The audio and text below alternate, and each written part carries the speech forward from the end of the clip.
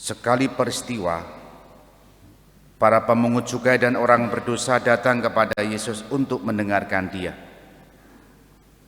Maka bersungut-sungguhlah orang-orang Farisi dan ahli-ahli Taurat, katanya, orang ini menerima orang-orang berdosa dan makan bersama dengan mereka. Maka Yesus menyampaikan perumpamaan berikut kepada mereka. Siapa di antara kalian yang mempunyai 100 ekor domba lalu kehilangan seekor, tidak meninggalkan yang 99 ekor di padang gurun dan pergi mencari yang sesat itu sampai ia menemukannya? Dan bila telah menemukannya, ia lalu meletakkannya di atas bahu dengan gembira.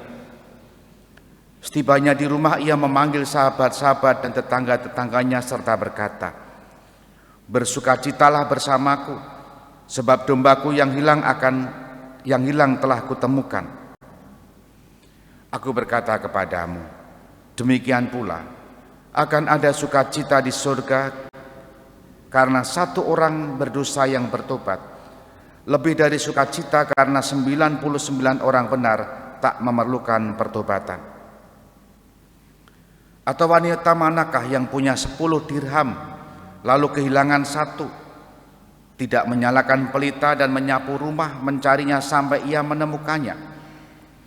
Dan jika sudah ketemu, ia memanggil sahabat-sahabat dan tetangga-tetangga serta berkata, bersukacitalah bersamaku, sebab dirhamku yang hilang telah kutemukan. Aku berkata kepadamu, demikian juga akan para malaikat Allah akan bersukacita karena satu orang berdosa yang bertobat. Demikianlah sabda Tuhan. Terpujilah Kristus.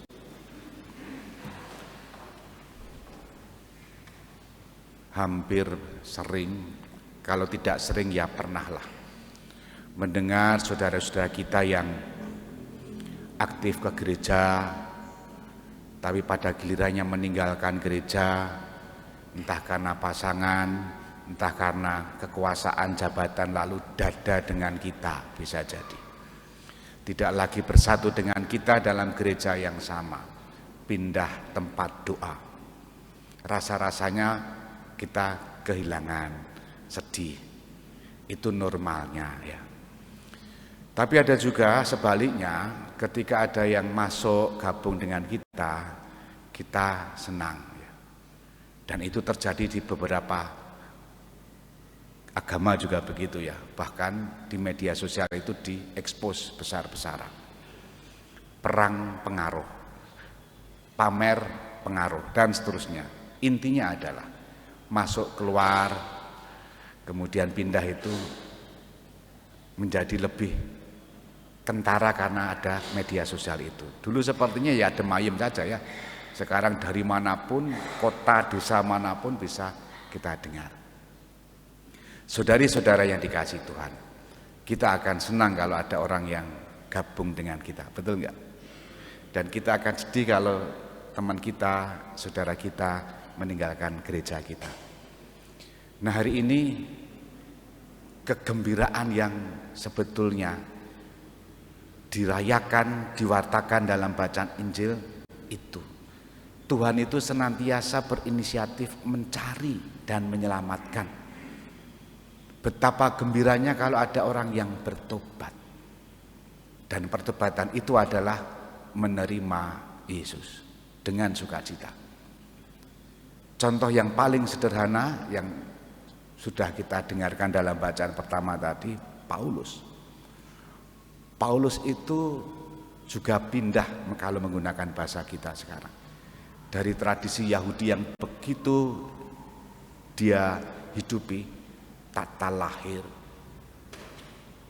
taat hukum Taurat, tradisi-tradisi keyahudian sangat kuat. Tapi akhirnya menyadari yang lahiriah itu, yang tata lahir itu ternyata bukan yang jadi kebenaran sejati menurut Paulus. Kebenaran sejati adalah ketika dia berjumpa dengan Kristus, sehingga yang semula yang dia miliki, dia banggakan, ketika setelah mengenal Kristus semuanya dianggap sampah. Bagi saya ini contoh yang jelas. Berani memilih kebenaran sejati, bahkan dianggap teman-temannya, saudara-saudaranya pada waktu itu orang gila bisa jadi. Tapi Paulus berani memberi kesaksian karena ada kebenaran sejati yang dia temukan, yakni Kristus sendiri. Maka Bapak Ibu, saudari-saudara terkasih, kabar gembiranya hari ini adalah bahwa Allah terus mencari, Allah terus menyelamatkan, dan sukacita Allah adalah kalau orang kembali bertobat. Kalau orang bersukacita menerima saudara-saudaranya kembali kepada pangkuan kita. Maka tugas kita adalah mari bersama-sama dalam cara-cara yang berbeda tentunya, di masing-masing tempat dan lingkungan tentunya, memberikan kesaksian untuk itu, mengembalikan, mencari supaya kegembiraan itu menjadi kegembiraan kita bersama, sebagaimana sukacita Allah mendapatkan domba yang hilang itu. Kita hening sejenak.